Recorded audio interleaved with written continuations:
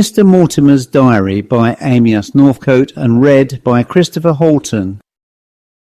The somewhat peculiar circumstances connected with the death of Mr. Roger Mortimer, an antiquary of no little reputation in his day, over 25 years ago, although a 9 days' wonder at the time, have now been forgotten. Nay, the very name and fame of Mr. Mortimer himself have also passed into oblivion, save perhaps that his writings are still perused for the sake of curiosity by students of certain branches of antiquarian research. As the last of Mr. Mortimer's relatives has recently died, and there remains no one to whom the publications of portions of his diary can give pain, and as those latter portions, conveying as they do certain strong impressions of unusual happenings, possess a certain interest to psychical investigators, it has been decided by the gentleman into whose possession the diary has now come to lay the latter portion of it before the world, eliminating from it as a matter of course any portions which might yet cause embarrassment to anyone. Before touching upon the diary itself, it is necessary to recapitulate as briefly as possible the story of Mr. Mortimer and of his death. Mr. Roger Mortimer was a gentleman born of well-to-do parents. He was an only child and was educated according to the usual practice of well-to-do folk. Eton and Oxford claimed him, and at the latter seat of learning he became imbued with a passion for antiquarian research. After various essays he finally settled down into specializing on art in early Italy, and devoted himself to the study of Etruscan remains. He became gradually well known, first as a connoisseur and finally as a leading authority in this subject. He wrote several articles on it, one especially dealing with what he claimed to be a proof of certain close relationships between Etruscan and Egyptian artistic works. This essay provoked a sharp controversy which, besides moving along the lines common to most battles between scientific experts, was marked by a regular attack on Mr. Mortimer by a man named Bradshaw, an assistant master at an obscure Yorkshire school. Mr. Bradshaw, in a letter to the Times, claimed to be the real discoverer of the objects on which Mr. Mortimer based his article, and roundly asserted that Mr. Mortimer had stolen them from him, and had also purloined from him the genesis of the ideas which he was now presenting to the world as his own. Acting, as he said, under the advice of friends, Mr. Mortimer did not reply to the letter. A dignified silence, he maintained, was unquestionably the best answer to it. Mr. Bradshaw was apparently unable to substantiate his accusation. He was a poor unknown man. Mr. Mortimer was wealthy and respected, and so the matter dropped in private conversation. Mr. Mortimer readily admitted that he had met Mr. Bradshaw accidentally when abroad, that the gentleman was, he believed, interested in antiquarian research, but that his sole connection with him had been to see that he was properly attended to during a serious attack of illness with which he had been seized during an expedition in the hills, whither he had gone unattended, and where he was found lying ill in a miserable inn by Mr. Mortimer. The episode was gradually forgotten, and Mr. Bradshaw was heard of no more. In person, Mr. Mortimer was a tall, thin, dark, and rather severe-looking personage.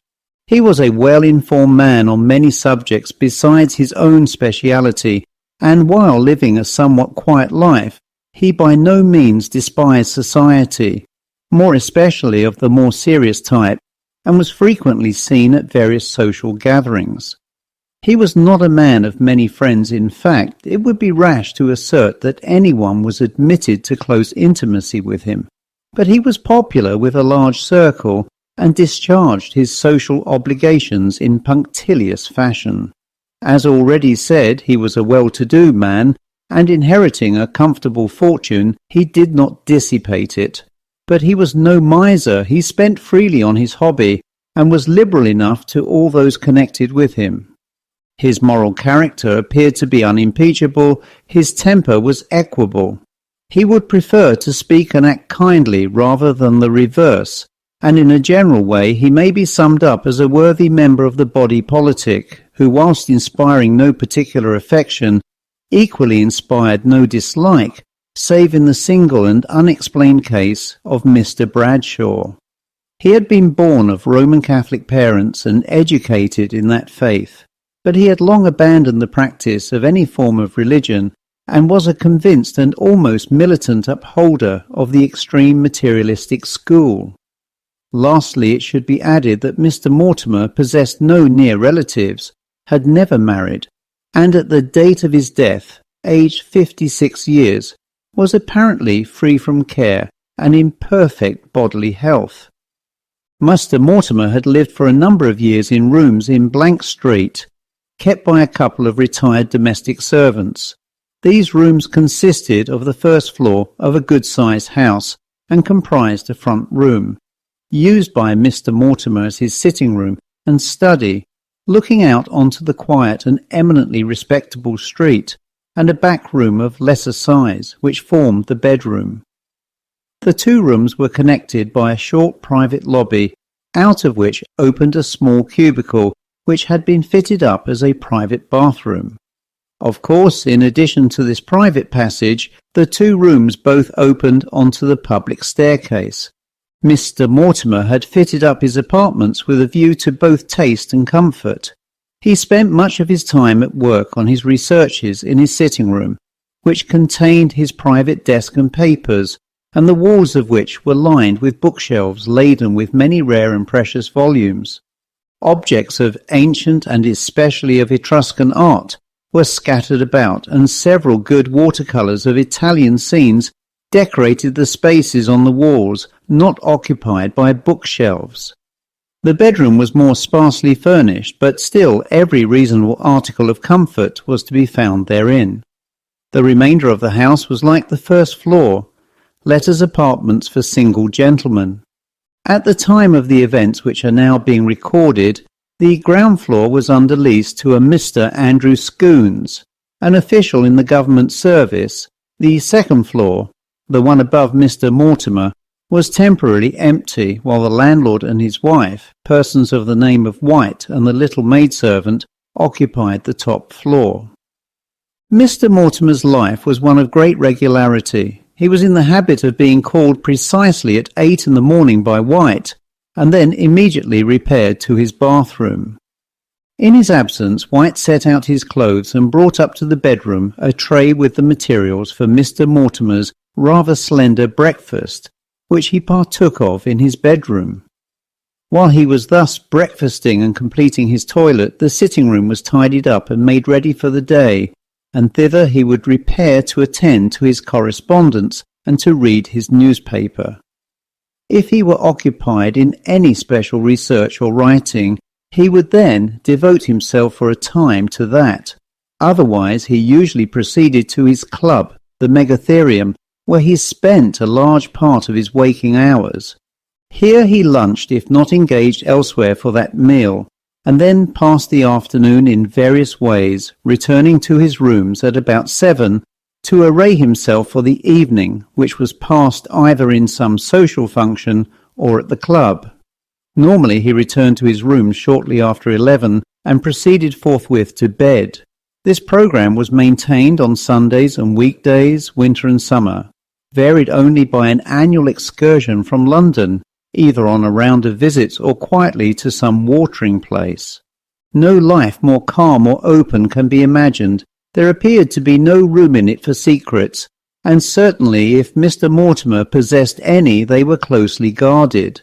Such was the man, and such was the existence that was cut short by a mysterious tragedy on the night of July 16th to 17th in the year 18 blank. The story of this tragedy, so far as it was revealed at the time, now requires to be told. The first sign of any unusual disturbance in Mr. Mortimer's regular form of life was noted by a waiter at the Megatherium, one George Robbins. This man was the regular attendant on the little table in the cosy corner of the dining room at which Mr. Mortimer always sat. He appeared in the box at the coroner's inquest, and testified that on the evening of July 10th, Mr. Mortimer was dining alone. He appeared to be out of spirits and ate but little. Opposite to his seat at the little table was another chair, but this was unoccupied and no place was set in front of it. Towards the end of dinner, Robbins was astonished to see Mr. Mortimer rise from his chair and move in what the witness described as a threatening kind of way round the table towards the empty chair. Suddenly he stopped, leaned heavily against the table, and appeared to be about to faint. Robbins came quickly to him and asked if he was ill. "Only a turn, Robbins," answered Mr. Mortimer. "Get me a glass of brandy." Robbins brought it and found Mr. Mortimer already looking better. He drank the brandy and then said, "Take that chair away," pointing to the vacant one, "and never put it there again unless I have someone to dine with me." Robbins obeyed and the incident was closed, but the man could not help observing that from this time on till the end, Mr. Mortimer appeared always ill at ease and largely to have lost his appetite. The next persons who were struck forcibly by a strange change in Mr. Mortimer were Professor Rich, the well-known historian, and a certain Belgian scientist, Monsieur Emile V.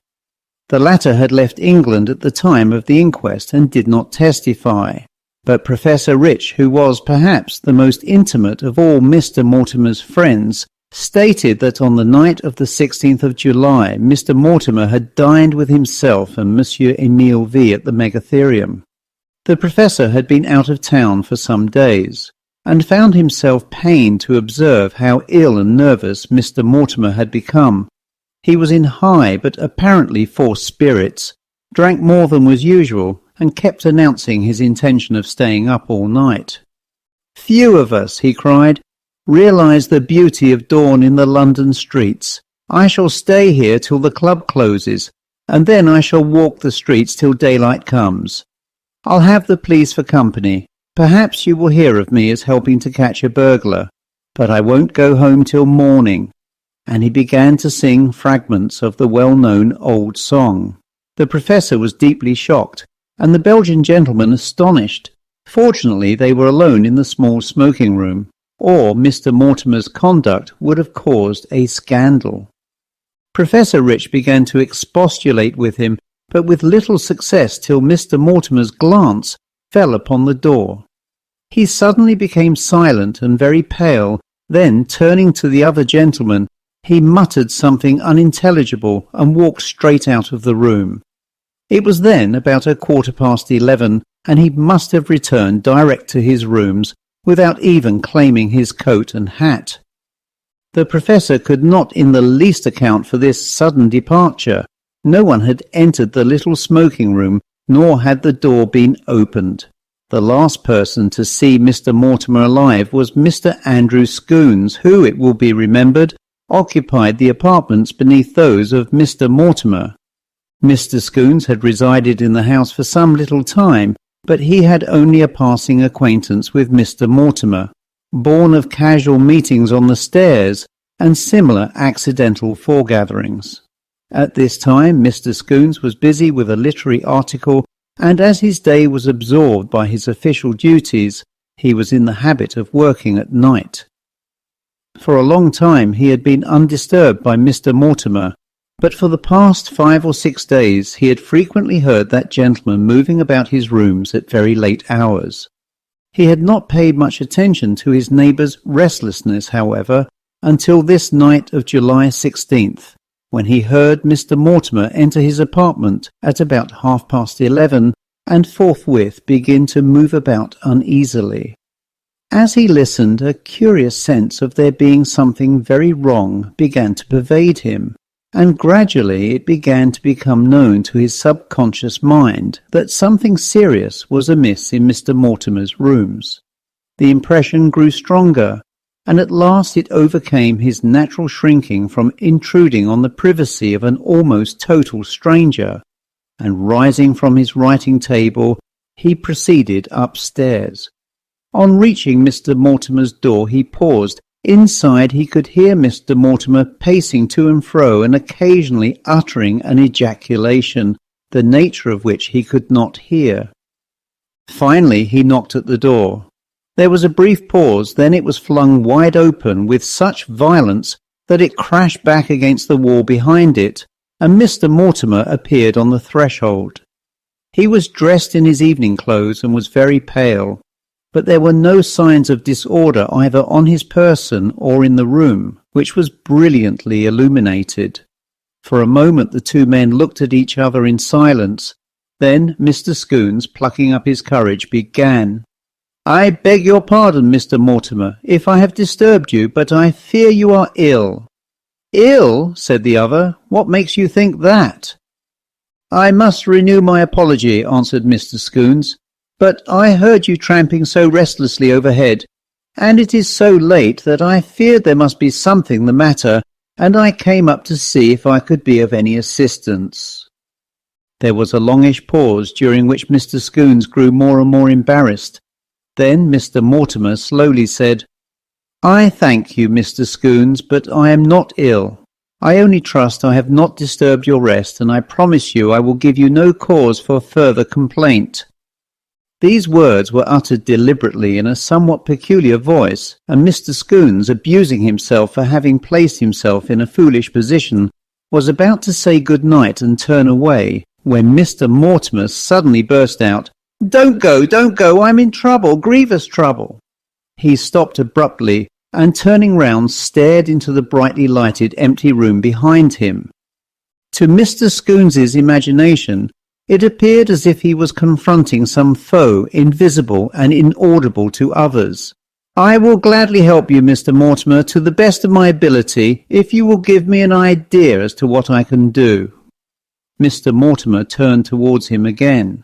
"If you would save my soul," he cried, "you will—" As he spoke, he staggered backwards 1 or 2 paces as if he were in the grip of a powerful enemy.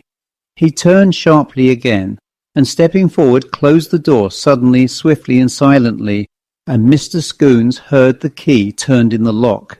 He stood amazed. What had happened to Mr. Mortimer, and why had he closed the door so abruptly? He waited a moment, all was silence within, then bending towards the door he called, "Mr. Mortimer, Mr. Mortimer." There was no reply, and he tried the door. As he had supposed, it was locked. Again he called, "Mr. Mortimer, can I help you? What is the matter?" The reply came instantly. "There is nothing the matter. All is as it should be, but come again tomorrow." The voice sounded choked and constrained. It differed in some fashion from Mr. Mortimer's. Again Mr. Scoons tried. "I fear you are ill, Mr. Mortimer. For heaven's sake, open your door and let me in. I am sure you need help and comfort." Mr. Scoons hardly knew why he spoke the last 2 words, but as in a glass darkly he seemed to see a vision of a poor human soul fighting a lonely and a losing battle against the powers of darkness. There was another short pause. Then Mr. Mortimer's voice rang out clear and unmistakable on the horrified ears of his listener. "In the name of the devil, whose servant I am, cease to annoy me. Tomorrow you shall know all." Mr. Scoons, filled with horror and amazement, turned away and descended to his rooms, where he sat up a while listening, but no further sounds were heard from Mr. Mortimer's floor. And at last, tired out, he retired to bed to be awakened next morning by White with the ghastly news of Mr. Mortimer's death. As usual, White proceeded to Mr. Mortimer's room at 8 o'clock on the morning of July 17th. He knocked at the bedroom door, entered, and was surprised to find the bed empty and evidently unused, and to observe that all the lights in the room were fully turned on. Otherwise there was no sign of anything unusual, except that the door into the little private lobby was open. Turning in that direction, White perceived that the light in the lobby was also burning, as well as that in the bathroom. He passed through into the sitting room. Here at first all appeared to be in its usual condition, save that the room was brightly illuminated. But glancing towards the door, White perceived Mr. Mortimer lying on the floor, closely huddled up against it. He hurried over to him, and looking at him saw that his own hands were closely clenched about his throat and that he was dead. White endeavoured to raise him and to unclasp the gripping fingers, but found his clutch too firm to be relaxed. He at once rushed out to give the alarm, but even in his agitation noticed that the sitting-room door was locked, an unheard-of thing, and that the key was on the inside. A doctor was summoned and messengers to call the police, and Dr. Besford, Mr. Mortimer's usual medical attendant, were also dispatched. By the time the latter arrived, Mr. Mortimer's body had been raised from the floor and laid upon a sofa, but the doctor first summoned had not yet succeeded in removing the hands from the throat. In the presence of the police, Dr. Besford and his brother practitioner ultimately succeeded in releasing the deadly grip, and a hasty examination was made which disclosed the undoubted cause of death as self-strangulation. The post-mortem later on showed that there was no bodily infirmity nor any cause of death save this one alone. Both medical men testified to their amazement at so singular and so determined a form of suicide, and both, but especially Dr. Besford as well as White, commented on the peculiar look of abject terror on the dead face. There was no evidence found of any struggle or disturbance in the room, and Mr. Mortimer's clothing was quite in order. The coroner's jury brought in a verdict of suicide in the usual form. Mr. Mortimer's body was in due course buried, and the whole affair gradually passed into the limbo of forgetfulness. Mr. Mortimer left no will or any instructions, and as his next of kin and heir, a distant sailor cousin, was then absent with his ship on the China station, Mr. Mortimer's solicitor took charge of his effects and affairs. The rooms in the street were given up, the furniture sold, and the books and manuscripts packed up and stored. On returning home, Lieutenant Mortimer did not trouble himself with unpacking the latter, and it is only since his death that they have again seen the light, and that the diary has become accessible. It was apparently Mr. Mortimer's practice to keep a diary, but seemingly only spasmodically. At any rate, only fragments have been found. Unluckily, there are no existing volumes of the date at which he was brought into touch with Mr. Bradshaw, so there is no clue to the real relations between the two men. The diary, after a long interval, had been recommenced about 6 months before Mr. Mortimer's death, but it is only of interest for the present purpose during the last 8 days of his life. With this preamble, the diary may now be quoted in full. July 8th. I was the subject today of a singular hallucination. I believe the spiritualist jargon describes it as clairaudience. I was in my rooms dressing to dine out with Lady L when I distinctly heard the voice of James Bradshaw saying, "The day of reckoning will come soon." The impression was so strong that for a moment I supposed the man to have obtained admittance to my rooms and to be speaking to me, but on looking round I perceived I was alone. There was no one in the sitting-room, and White, for whom I rang, assured me that he had admitted no one to see me. I am of the opinion that my subconscious memory has played me a trick and has recalled to my conscious self the last words that Bradshaw spoke as he flung himself out of the room at York, after refusing my offer of £1,000. It is curious that this memory should have been revived after so many years, and even more curious that it should have been revived wrongly, for I am certain that the actual words Bradshaw used were, "The day of reckoning will come sometime." However, it is useless to speculate on these tricks of the memory. July 9th. I have been feeling uneasy and depressed today. I cannot describe myself as ill, but I suppose I have been working too hard at my article for Robertson, and that the heat has helped to affect me. I will get away for a breath of sea air as soon as possible. It must be my physical condition acting on my mind, but I cannot get Bradshaw out of my head. I know that he considers that I did him a great wrong, But after all, £1,000 to a man of his means is certainly more valuable than a little notoriety, or as he would call it, fame. Besides, I greatly question if he, a totally unknown man, could ever have got his, shall I call it, discovery recognised by people of standing. It was far too revolutionary, and needed someone recognised as an authority to bring it forward. At the time of the York interview, he failed to notice this point, any more than he would agree that, if I had not come to his help in Fiello and seen him through his illness, he would probably have died, and his secret have died with him, and been lost to the world. He is a most unreasonable fellow, and a mischief-maker. I think I came well out of my encounter with him. July 10th. On picking up the Times this morning, I noticed in the obituary column the death of James Bradshaw, assistant master at Blank School in Yorkshire. He died on the 8th, so there goes Bradshaw into nothingness. For a moment I confess to a slight feeling of regret for the man, but it passed quickly. He was an enemy of mine, though an impotent one, and it is better that he should have gone.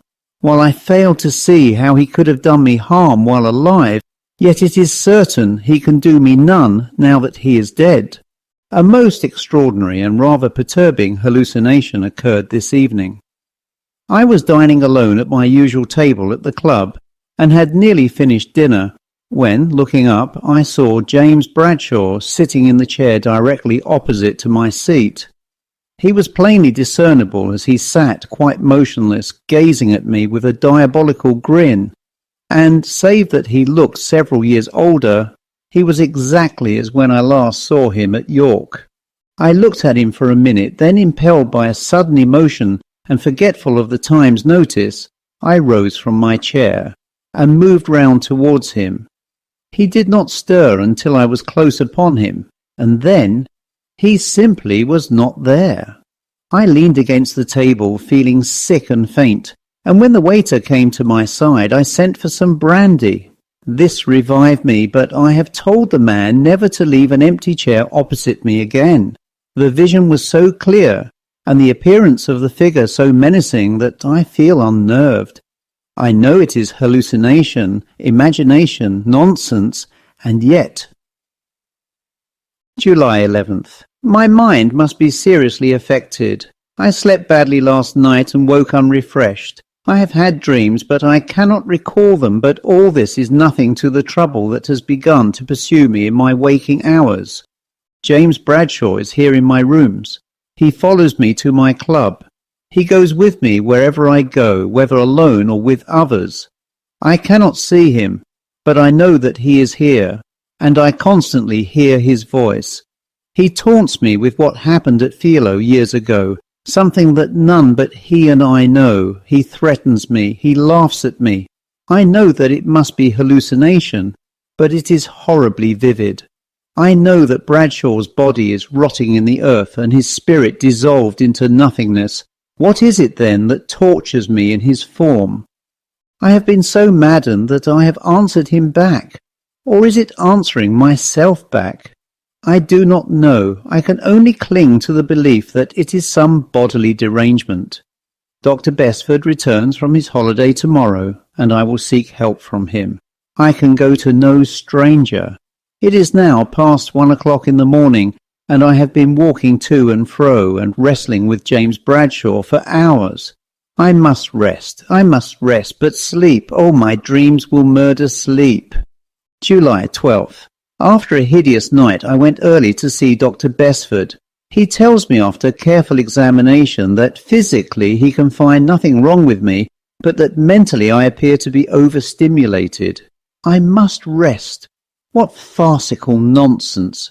While he was actually saying the words, Bradshaw was whispering in my ear. Your soul is given to me. What shall I do? What can I do? Besford has given me a sleeping draught. I will try and see if this will not give me at least one night of immunity from my persecutor. July 13th. How have I lived through the night? How can I live through the day? How can I continue to exist?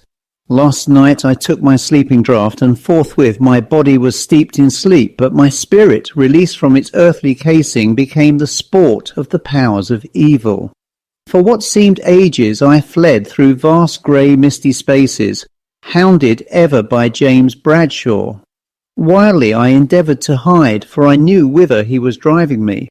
At last he seized me and dragged me onwards, and now I know there is a hell, for I have seen it, mine own eyes have seen it, for an instant, for an eternity. James Bradshaw swung me suspended over the pit, and then, with a yell of laughter, he freed me, and I woke.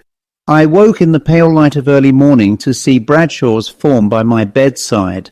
I stared at the figure, which stood distinct in the early light, motionless, but with threatening arm upraised, and then I heard its voice, clear but sounding as if from far, far away. In 4 days you shall be mine forever. It vanished, and I have lived through another day, too crushed and hopeless to think. July 14th. Last night I passed free of disturbance, and I have felt less sensible of the hideous presence. Perhaps I can yet escape. Perhaps there is yet mercy for me. For have I been so evil a man that I deserve such a doom as Bradshaw threatens? I know I have my faults, I know I have done things that cause me shame, but is there no repentance? Is there really a God of mercy to appeal to? Surely there must be. Surely that hell, which I have myself seen, is not the doom of all mankind. What shall I do? I will make amends to any I have wronged in the past. I will try and lead a better life in the future. First, I will write openly and fully and make public the whole truth of my dealings with James Bradshaw.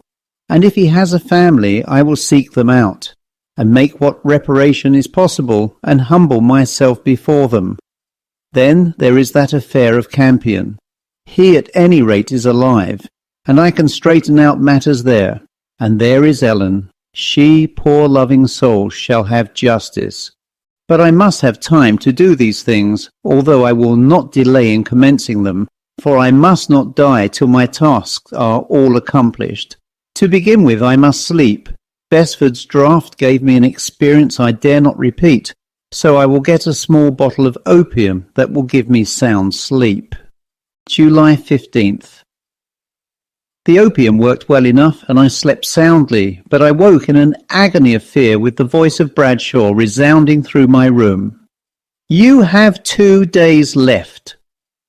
I sprang out of bed and called out something, I cannot say what, some prayer, some appeal. My answer was a mocking laugh dying away in the distance. I shall go mad. I must have time to repent in. I cannot, I will not, I dare not die yet. But how can I help myself? I have forgotten how to pray. I have denied and forsaken my God for so long that now he has forsaken me.